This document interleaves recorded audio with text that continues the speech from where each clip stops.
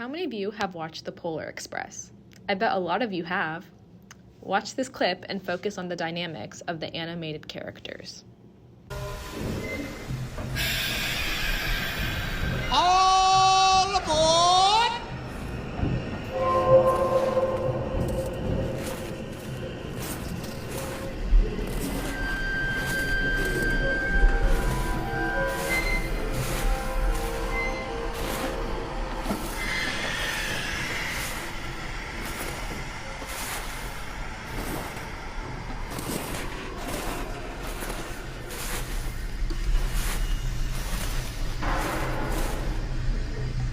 Well, you coming?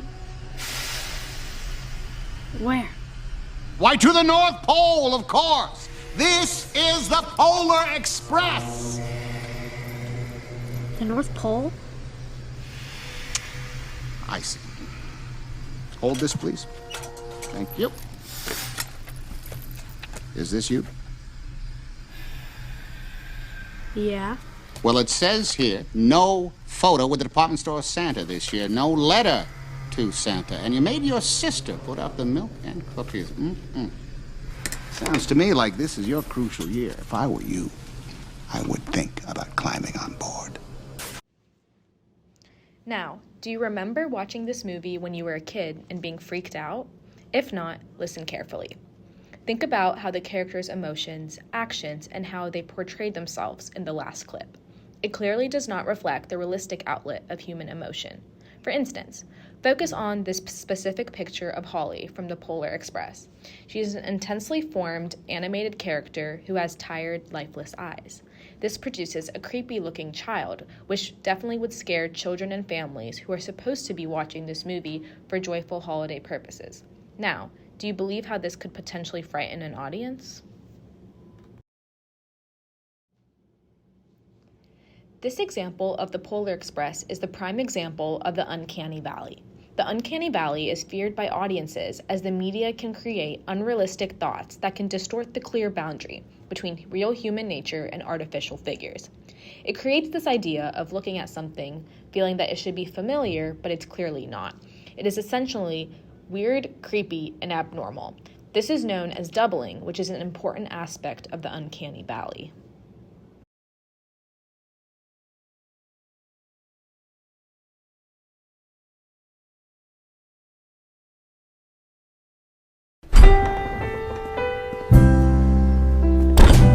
Shrek? Senor. Hey, what's going on? Where you going?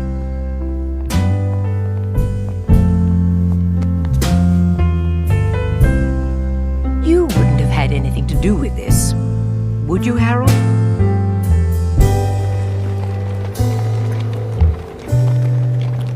People just ain't no good. A thing that's well understood. There you go, boys. Just leave the bottle, Doris. Hey, why the long face? It was all just a stupid mistake. I never should have rescued her from that tower in the first place. I hate Mondays. I can't believe you're gonna just walk away from the best thing that ever happened to you. What choice do I have? She loves that pretty boy, Prince Charming. Oh, come on now. Is he really that good looking? Are you kidding? He's gorgeous. He has a face that looks like it was carved by angels. Oh, he sounds dreamy. You know, shockingly, this isn't making me feel any better. Look, guys, it's for the best. Mom and Dad approve, and Fiona gets the man she's always dreamed of. Everybody wins. Except for you. I don't get it, Shrek. You love Fiona. Aye. And that's why I have to let her go.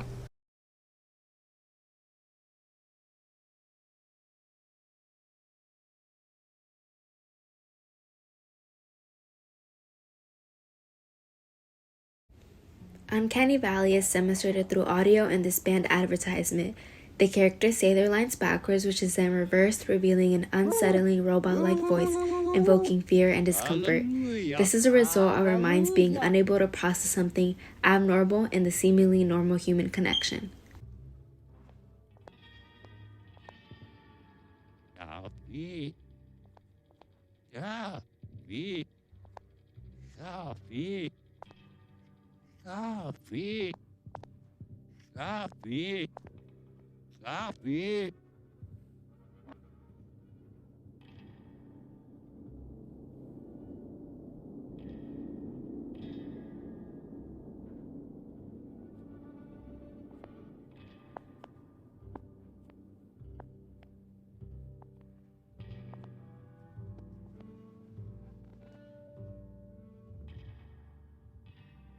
One and the same.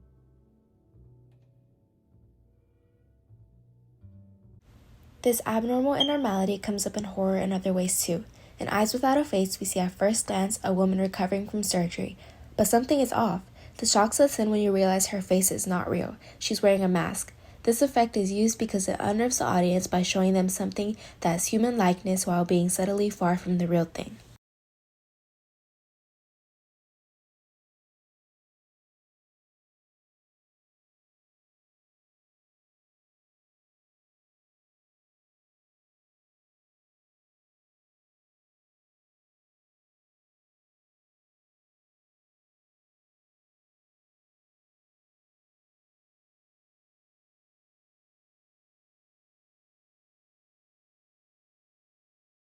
A majority of Jordan Peele's movie, Us, takes advantage of the Uncanny Valley in order to give the movie its supernatural aspect. Horror relies on the Uncanny Valley to draw people further into the story. It creates the human connection needed to conjure an emotional response from the audience. Like an optical illusion, it shows the viewers just enough of what they want to see before flipping their entire perspective. It's a discrete way of creating shock and awe in a part of the brain related to cognition instead of other methods such as jump scares. The movie falls into the genre of psychological horror because of the use of duplicates or mirrors in an otherwise realistic drama. The doubling of the characters show the audience that something is off, an effect made famous in The Shining. Twins tend to create a natural spectacle because it takes us a minute to process that we are in fact not seeing double.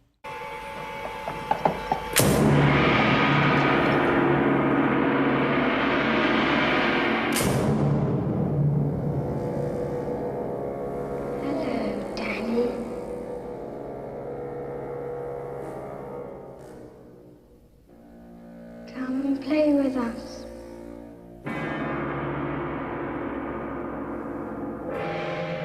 Come and play with us, Danny.